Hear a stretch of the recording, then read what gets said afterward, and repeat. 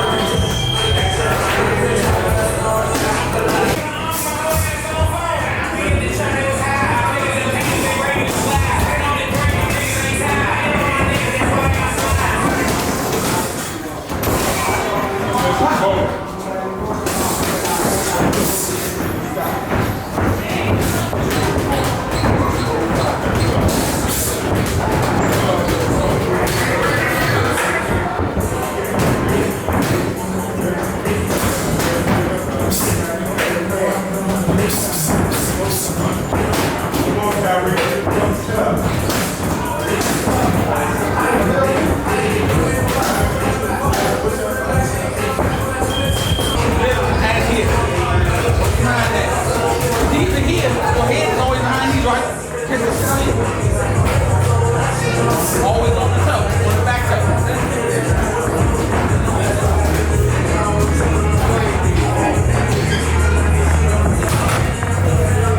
Come down a little with your knees. There you go. That way you can spring up.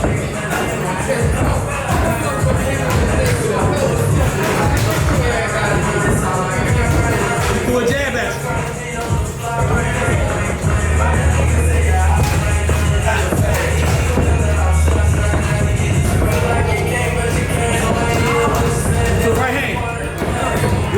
Catch it first. You leave it. Catch it. And then right straight. Don't catch it. Do this. Then do this. Go right there. Catch it. Right. See what you did?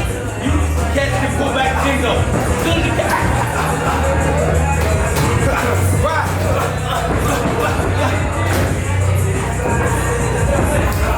Good. Because you should be in range the way you don't need to take no extra steps. You're already in firing range. Your feet should be in fire range, even if your hands ain't firing yet. Good. All right, lean forward, we've done it right here. Right, that's it. That's why your hands got to be around your head. Yep, even higher a little bit. I ain't worried about niggas touching your body.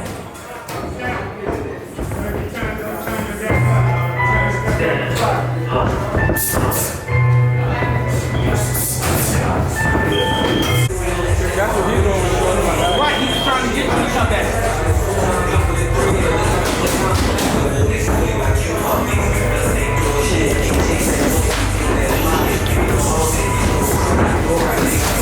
Stay on that back toe.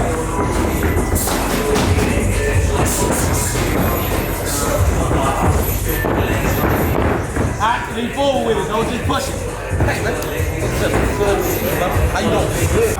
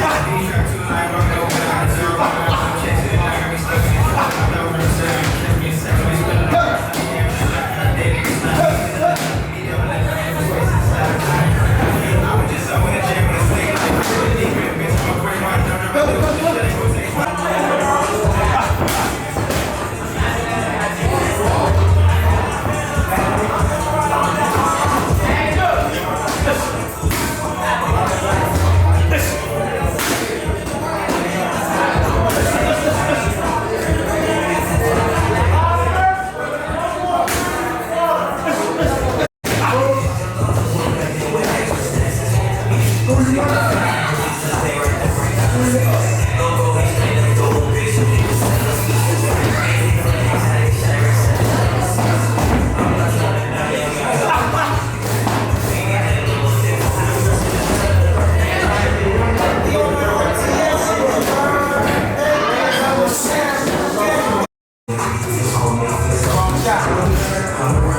slapped his hands up in that right?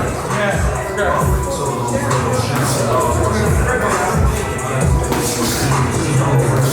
You see the hand moving, you find your count. How that happen? You stuck his teammate? Don't worry about missing. Working on something new. Put your hands back up. Stick it out. You don't get to initiate off it. You have to catch the hands and count.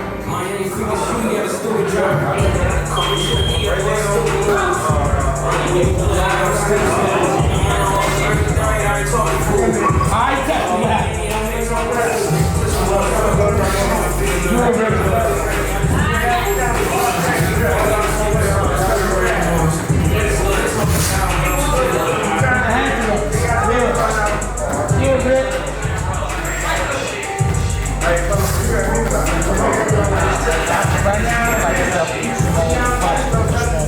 So this when you work on the shit, this is hard shit to somebody that can help you.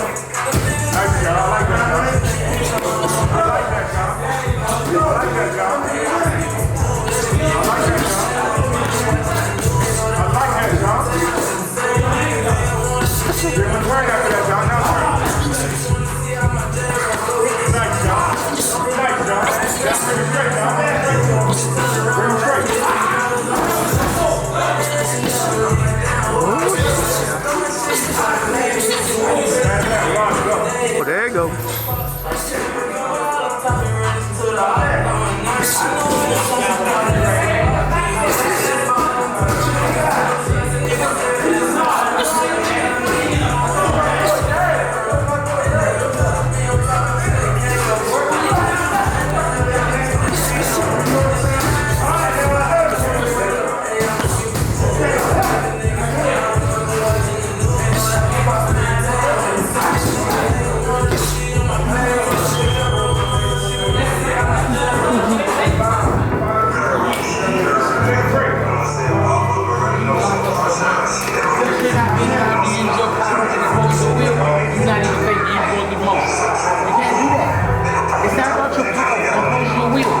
Man, set the count. Relax. Just fucking relax. I'm giving you $100. Who give a fuck? You counting rounds against a kid.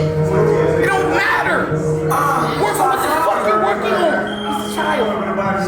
Come on, man. Come out your fucking feelings. Work on that, smooth it out, and look for counting.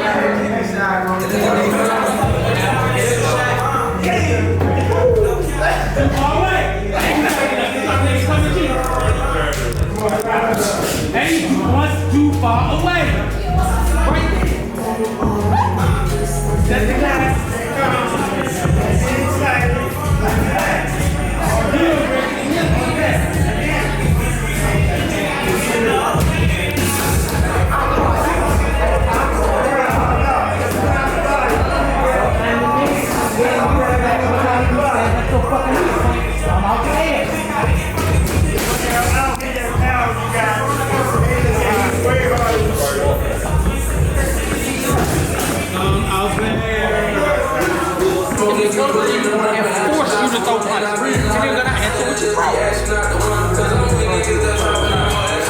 Hey, we back out here on the ropes out here round 15 with Bernard. The grind don't stop.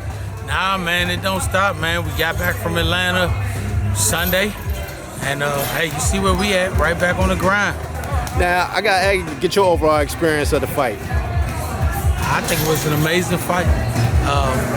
As much as you want to praise Tank for making history, you also got to give Barrios the same amount of praise because he wanted to come in there and win.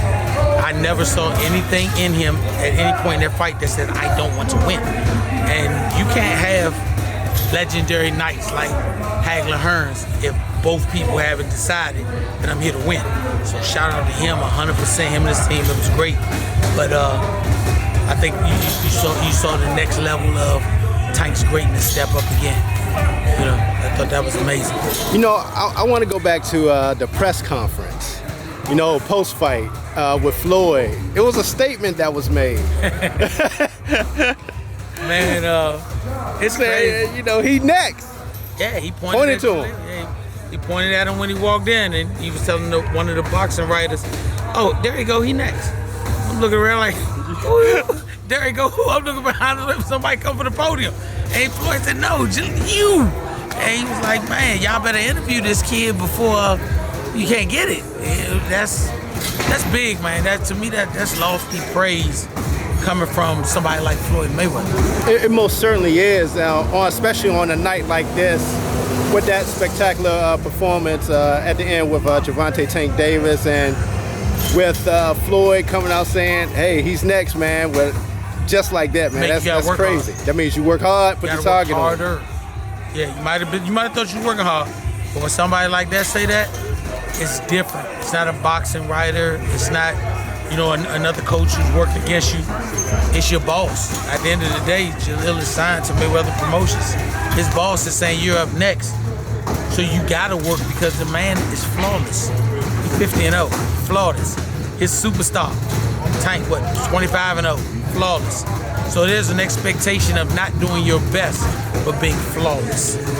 Does that put pressure on Jalil with so many people giving him high praise, especially like with Coach Calvin? You know, that's you know, he always say Jalil his go-to. Man, when he need to pull something out of Tank, he said he'll bring Jalil to be his go-to. Man, that shocked me to death, man. When we just walking through the aisle, like, okay, we going through the back, ready to, you know, look to leave. See Coach Calvin and Coach Kenny, they got their bags leaving. He stops and was like, "Hey, y'all want to know why Tank ain't look tired? Why he pressed? This is my secret weapon." For somebody to say that at that level, like, you gotta live up to it. And honestly, people ask that, does it get to you? Just think of the best surgeon in the world who do heart surgeries. And the people say, "I come to you to save my life because you're the best." That's pressure. It's not pressure. At the end of the day, Shorty doing what he loves. So nah, it's not pressure, it's praise. And now it's time for me to shine and live up to it. Tank had pressure. What he had with Barrios, and his answer was, it's just another fight. You know, before, he didn't look at it no differently. So I think the great ones look at each fight as just another fight because they're all big fights. So that's what I want him to, you know, understand and take from it. You know, with that being said, where does that put Tank right now on your pound-for-pound list right now? Number 2. Yeah, I said the same thing. I I got a lot of respect for Canelo Alvarez and his career. I think he's been amazing in it. He's fought a lot of big fights, a lot of tough guys. I think he's earned that moniker. Right now, it's the pound-for-pound best guy. And until somebody beats him or they get the big enough fight, like a Charlo or maybe a Spence or whatever, then he's that guy. But I do think based on what Tank did Saturday night, and not just what he did, the way he did it, moving up to his third weight class. And if I'm not wrong, his third weight class in as many fights. So he's been jumping up. He leapfrogged everybody else. Everybody else he leapfrogged. Now, are there opportunities for that leapfrog to happen again? What is it, August? You got Earl Spence and Manny Pacquiao. Earl go out there and dispel a Manny Pacquiao, you might be talking about the #1 spot. But to have so many guys that can actually vie for that position, it makes boxing great. Because, you know, that's the opinion thing. Who's the pound for pound best? You know, when Floyd was the pound for pound best, I think everybody was fighting for second. But then when Floyd said, hey, I'm giving y'all the best, I can do other stuff, now it's like who's fighting for the new supremacy. Canelo kind of just fell into the spot. Now we got guys fighting for the spot. So it makes boxing great for the fans. Now, did you get a chance to talk to Coach Calvin after the fight? Not immediately after, but just have a sit down. What was that conversation like? Did he get a chance to soak it in yet? Man, I don't think Calvin has to soak it in because I think he anticipated all this happening. I think when he starts to prepare for a fight, he already sees the outcome. That's what I really like about working with him when we go in camp. You know, camps are tough, and Calvin requires a lot. But he already know what he want to see. Like, you remember the first camp Jalil was in. He said, Tank, you ain't having fun. Not you not boxing, not you not winning rounds. Yeah, he said, remember your childhood. Yeah, have fun. Right. He keep that aspect, and it gets easier. You know, Coach Kenny, honestly, Coach Kenny is like the hard-nosed disciplinarian. Coach Calvin keep it smooth. You know, so when they put their pieces together like they do, it only works great. You know, funny that you say that, right? Being in the back, they was practicing with that uppercut to the chest, and he kept doing the repetitions, and it came out in the fight because he didn't catch him in the chin. He caught him in the chest with that uppercut. Man. And they were practicing that in that back, repetitions over and over, him and Coach Kenny. I think they impose the body attack when they work, and it's like everybody say the tall guy got the jab, so what can you do to nullify his jab? Well, if that's the case, the little guy must got the body punches. So what is he gonna do to nullify my body attack? And you look at him do it. I seen him in camp. They doing that type of stuff. See him in fights, and it can't be accidental because to a degree, he hit Barrios with the same shot that he hit Santa Cruz with. Just landed in different spots with the same effect. Same effect. So it's method to the madness. You know, I just see those guys, and for me, I always thank them. You know, they gave my son an opportunity as a real young kid. You know, he's only 18 now, but as a 15, 16-year-old kid, they gave him that opportunity, and he's ran with it. And he's learned a lot from being in those positions. You know, so I appreciate those guys. They're not petty dudes, man. Outside of boxing, they're not petty. It's not a lot of coaches that I've met that's gonna say X, Y, and Z about a kid, and they got a guy in that position like Tank because they don't have to. Just invite you to camp is a big thing. But they give it up, you know, and he didn't just do it to my son. Mikey Fox was out there with him. Mike nice. A lot of people don't get to see who's nice and who ain't unless you're in the right situations. But for him to say, Mikey Fox, Jalil Hackett, that's not a testament to them as coaches, that's a testament to them as men. You know, and I hope that my coaching matures to that point to where I can say these things, you know. That stuff don't faze them. You can have a great day sparring against Tank, they'll tell the world, oh man, that young man, he was having a great day. Because it's like, if you can't do that with the 8s on, I don't care if you did it with the 16. Yeah. Yeah, it don't count until you put the 8s on. Don't with count. The 8s, if you can do that, the world gonna know. In the 16s, who cares? Yeah, because one of the things, you don't mind showing stuff and what goes on in sparring and everything, man. I don't care. Honestly, I really don't give a shit. Somebody have a great day against my son. If that's the motivation for you to fight my son because you saw somebody have a great day with him in a 4-ounce headgear, 16-ounce gloves, cups, sweat gear, and all that on, hey, be my guest. At the end of the day, you got fights. Floyd 50-0. And I I think you can probably go and look at about 10,000 hours of sparring videos and fight videos, but it still ain't figured them out. So obviously that can't make a difference. So I gotta ask you, man. I'm pretty sure, man, you're enjoying your situation so far with Mayweather Promotions. Yeah, it's great, man.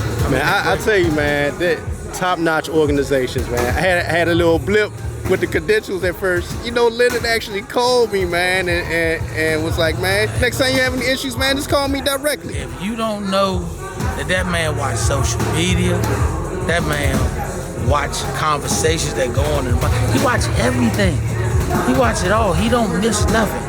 So if you got that type of person that hands-on, I mean, it's like they playing for success. Yeah. You know, I look at them and, you know, they went from being Floyd Mayweather the boxer to being Floyd Mayweather the boxing promoter to being Floyd Mayweather, I'm making the next generation. They like, man, for real, he like Rockefeller. Well, Jay-Z and them started. They was a couple of artists and we on Jay. And Jay matured to the next level. So just like watching him mature to the next level and say, you know, now I'm making the next. You know, I remember an old interview he did, and he was like, I'm gonna be the first to make 100 million as a fighter. He made 100 million. Then it was another interview where he was talking about, I'd be the first to pay a fighter 100 million. I want to be employed by that guy. The guy that says I want to be the first to make somebody else $100 million man, I want to be employed by him. Oh, you know, speaking of Floyd, right? Did that surprise you, the statement that he made when they were asking about Tank and his upcoming fights? He said, we not going outside Mayweather Promotions or the PBC. Wow. I mean, honestly, it wasn't a shock. It's good business. At the end of the day, I don't care how far you go back, top rank. If you go back to Austin De La Hoya first started, you look at Don King. Shit, look at Don King. If you wasn't a Don King guy, you can cancel Christmas. But that's business. The reason I say it wasn't shocking was because what you saw with Lomachenko, and now could that be a hot commodity now, a Lomachenko Tank Davis fight? If they wanted to be. But actually, I mean, last time I checked, Lomachenko need to go deal with that business with Teofimo Lopez. Teofimo took that. He didn't get a gift. He took that. Yes, you can say he had a shoulder injury, but at the end of the day, he took it. So at that point, he got to deal with that first. He got other fish he need to fry before he jump in this frying pan. I don't know if I was Tank or people doing that. Why not? I think unified. You think he made history then? Can you imagine fighting Josh Taylor? God damn. It's like, man, it's so many ways he can go because he's shown his versatility. I could be the smaller guy and still get the same result. I could be the bigger guy, get the same result. Shit, I don't know if we've seen him as the bigger guy, but those are the different things that are on the table. And like I said, Floyd understand the game differently. Calvin and them, they was at work. Like a football coach, he never know what happened in the game because he's too engrossed in winning the game. Floyd, hey, Slim, chop, let's go. And that's something when you got a guy like that that's telling you that. It's good to have the eyes on the side. Well, I take it. Like I said, I want to be employed by the man that says I want to be the first to pay a fighter $100 million. That man paid somebody $100 million. Damn. I'm not mad at what he made. Yeah. Make what you make. You paid me $100 million. Who says that? How many people out here saying I was the first to make 100 as a fighter. Now I want to be the first to pay somebody else 100 for one night. That's crazy. Come on, bro. You go from somebody write you that check and now you want to pass it on and do the same thing. I mean, it's like when you look at like the Al Heyman model, you know, the model that he put together, the Floyd Mayweather model they put together, and then them being working together, it's like Floyd said, they one family. That's what he said. And it's like, man, if you got that, your option for success is just limitless. You don't have nothing that can stand in your way. The only person that can beat you is you when you're dealing with them. Train, be prepared, and ready to fight, and look what it's doing. People say they want to say about Tank. He wild, he been in the streets, he this. But when the lights come on, he always ready to perform. I don't know if you had a chance to see it, but Cuba Man, thanking Jalil, man, that the work that he got, man. Man, Cuba is a cool dude, man. Cuba, Louis Earth is a cool dude. We were able to go out there when we got to Vegas. Leonard Ellerby said, hey, we want you to go out there work with Louis Earth. Any issues? No issues. We had work. And the work was great, you know. And I had somebody say, hey, man, thanks for whatever you helped me do. And he, once again, he's at a level my son not at. He don't have to say that. But it showed that lock-in family mentality. It's like, thank you, Jay. You Jay-Z, you still making records. But look here, on the roster, we need you to do a cameo on his album. You know, so having other guys on the roster that's willing to say the same thing, shorty, I put a verse on one of them songs. Yeah. That's what Louis said, man. You know, when he said it, Coach Calvin said it, you got all the people who want to interview him after you've been following, it only builds your numbers. And at the end of the day, I think Floyd showed us in his exhibition fight, this is a numbers game. This is a numbers game. He fought a dude that's got the numbers behind him. It made money sense. You know, fighters want to get that type of bag like that. They got a problem with Jake Paul. You know, I don't need too many fighters with a problem. It's media. But they got a problem with Jake Paul. Man, you better start getting them social media numbers up and show these people you can sell tickets. Because at the end of the day, it's about selling tickets. Yeah, I noticed Jalil started streaming with the Twitch. I think that's what it's called. Man, you know, all that craziness. Because, like I said, you see it. I mean, these kids. All they're doing is just building the social media following. What? I mean, society. When we just had this stuff we went through during COVID, it was the kids that was leading the charge. They know how to run social media. They doing stuff that's posted immediately. The news was watching social media to report the news. These kids done took over, man. Even with their music. They like, man, we don't need no record company. We'll put it out there on social media ourselves. Yep. I love these young people, man. They making me see that life is so much different. Yeah, they don't have that mentality like Mom and Pop stayed with a company for 20 years. They mentality different. Them dudes had 10 jobs in the same period of time but they willing to quit a job. Yeah. I got a good job. Man, I ain't gonna about quitting my good job. Man, I hope you say my good government job. I'm not doing that. But these young people, they'll see something better, and it don't have to be a guaranteed thing, but can I touch it? And they'll quit when their guarantee is to go after something that they can only see it. But that's why they doing what they doing. It's crazy. I talked to a couple of old guys I grew up with, and we see these youngsters nowadays, 20-something years old, making music or acting or whatever they doing in a Rolls Royce. Bro, when we was young, if you had a Z, Maximum wagon, you might have had one dude that was with the Benz. Yeah, on that 300Z. Right. Yeah. You was the man. Yeah, but if you pull out that BMW, you on the next level. You like, right. Yeah. Man, now these youngers pulling up with Rolls Royces, Lamborghinis. Off of social media. It's funny that you say that. My daughters watch this show, and all they do is just post themselves doing normal activities. I'm like, damn, that's what you... And making millions doing it. But that's because the average watcher of them is the ones that wish I could do it. But I'll live vicariously through you. So why I don't mind paying for it. That's just, it's the real. These youngsters done took over, and they're showing you. This is, I think, the first time in history, and somebody can get me wrong, prove to me, where the young people have said, everybody can be a millionaire if you're willing to do the work it takes to get there. You got young girls selling lashes now and making money. The dude you told me, man, the dude you talking about doing with the dogs, man, people get millions off of selling dogs. They using the internet, they using all this to their advantage. So how can anybody be mad at somebody who's taking advantage of what's there for everybody? Remember, you used to have talent. You used to have talent to be a celebrity or a star. Now people are carving their own lanes out to be celebrities and stars. They don't need somebody sitting behind a prime desk. Example with the Jake and Logan Paul. They carved their own niche and look. Carved their own lane. Now they had a chance to fight the best.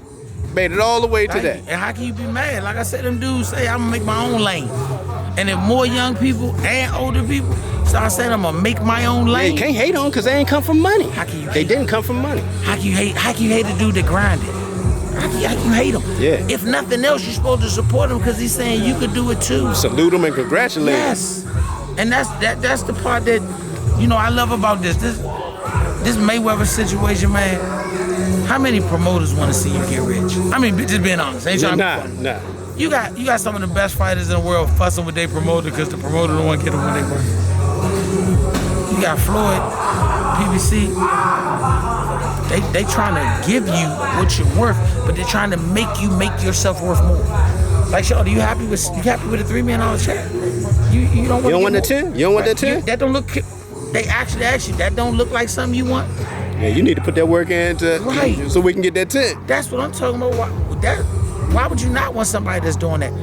I told you before, Leonard Ellaby, when we finally met him, Dirk introduced us to him, first thing that man said is, Jalil, you know you gotta graduate first. I'm not signing you if you ain't graduate. Man, I can fight and go to school. I did it in the amateur. I said, bro, I ain't what I asked you. Yeah, man. Nah, we good. We good. We care about the person. Graduate. He graduated. That man held to his word. I got you, yo. Put him on the biggest card in boxing for a debut. So I mean, they actually give a damn about the fighters. You're not just a piece of meat. You a human being. And that was the biggest thing with me. Find a fighter that been with Floyd that is not financially okay for his family. He said, Slim, long as you got you somewhere to live and money to take care of your family, boxing did right by you. Mm-hmm. And if that's somebody that's the mentality he getting out, I want my son to learn that. If we can do a little better, great. But if not, and he said, Shawty, did boxing give you a place to live? Yeah. Did boxing let you see some places that you might not have seen in life and meet some people you might not have met? Yeah. Well, boxing was good to you. Simple. Have y'all had any word on how close we'll hear Jalil make an announcement for the next fight day? They say it's coming up soon. Coming soon. As soon as they let us know, we gonna be right at you. Right at you. Jalil in here now, he getting his workout. Yeah, he in there working out there. What's crazy is I told Jalil, I said, Slim, you not working hard. I see your face just changed. Bruh, I told him he's not working hard. I seen Floyd Mayweather on social media. After the Tank fight, he was on street running. Yeah, I was like, what? I didn't know if that was an old video or not. I was like, what's going on? He really was running like doing that? So you gotta do Wait, he got what that don't got to wake up in the morning and do shit. And his money machine still gonna flip. Running. He a king living like a slave. I'm putting work in like I gotta do it. So if he doing that, Jalil, you're not working hard. I have no problem saying you're working hard. No excuses, huh? What can you say? Nothing. I'm tired. That man got the right to say I'm tired. But what he out there running. Look at Tank when he went out to Vegas on this joint. Tank looked in impeccable shape. So what? He moving up in weight. He looked good. Didn't look like he just added 5 more pounds. He looked good. So it's something out there that this man saying, you got to work. That man ain't get that. Nothing he got for free. But he said, I'll help you get there if you're willing to work. And the fact that he said that to my son, I feel good. I don't care what nobody say. He said it to my son, and whether he said it directly to him or not, he said it when he gave him that piece of paper that said Mayweather Promotions offering you a contract, and he was able to sign it. Everybody that was on Rockefeller, they had opportunities that they wouldn't have had on other labels. So no matter how your outcome is, you had opportunities. Oh, it was a pleasant surprise to see Peterson in here tonight. Oh man, yeah. Hey man, shout out to Anthony Peterson. Glad he be back in the ring soon. Always been tough. Always been tough. Always been skillful. I used to look at him when he was in his early pro career, and he said, Jalil, that's how you walk a joker down and dog him. Like, y'all gonna dog. So to see him getting back in the ring, shout out to him. Hope you do great. If there's ever anything I can do, I'm always available to help. I want to see success. All right, there you have it. Another day in the life with Jalil Hackett. They see you. They back on the grind. That was at the fights, and now we back to work. Grind. That's right. On the grind. Appreciate it. On the ropes. I got all the t-shirts and hats. Gotta follow them. Gotta support them. All right, there you have it. Now Hackett on the ropes. We out. Maybe go get my phone. Oh, I asked you. It was. You recorded. You saw everything. You got interviews and all that. We as the coaches and fighters on this side. If I ask you, when did you think the pressure was off of him? At what point did you think that the pressure was off of him? When did you think he realized the pressure's off? Yeah, see, and I had said when he was over the corner, you know, he felt all loose and did the dance. But you made a great point, man, about, and you got the video to show where at the end. Yeah, it was, man. If you go back and watch that fight, and I got that piece, that's why I recorded that.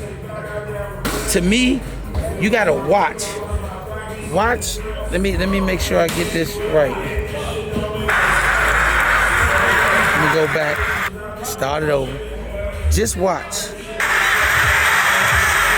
Look at him run. That was when he realized I've done it. But watch this. Look at him fly. And look what he do. That's when the pressure. Right there. Right there. It's like I'm a Floetry fan, you know. One of my favorite songs by him, If I Was a Bird, I'd Fly. When he flipped, that was like, I got all of it off my back. I did it. No more pressure. I handled what I had to do. And what really convinced me of that, and if I wasn't with Mayweather Promotion, I was looking for a promoter. Let me show you one more thing, because I like to take the pictures like you said. I was this close. Look at that. Look at that. All the pressure came. Floyd didn't hug him like a promoter. He hugged him like, that's my son. You know, like, this a little brother. Like, Sean, you did it. No more pressure. Tonight, you can go home and you can cry in your pillow. Tears of joy, but the pressure gone. It wasn't this was big in my opinion for Tank. It wasn't none of that lollygagging, none of the slick stuff he say, the Glock ain't full and all that. His focus was pinpoint. I can make history if I do what I do tonight. I think they said there was only 2 people in boxing history that's done what he's done. One of them is my favorite fighter, Henry Armstrong. He held 3 world titles, 3 weight classes simultaneously. Show the history. At some point, your kids, my grandkids, they're gonna look in a history book, and it's gonna be under black sports, and they're gonna see people like Mark Johnson, first African-American flyweight champion. They're gonna see Henry Armstrong, the first African-American, or first person to hold 3 world titles at the same time in 3 different weight classes. And then when they flip the page, they're gonna see Gervonta Davis, world champion in 3 weight classes at the same time. You tell me the pressure didn't come off? When that boy flipped over, it was like watching a bird fly through the air that said, I can fly. Big ups to him. That's what's up. On the ropes, there you have it. Another exclusive. We out.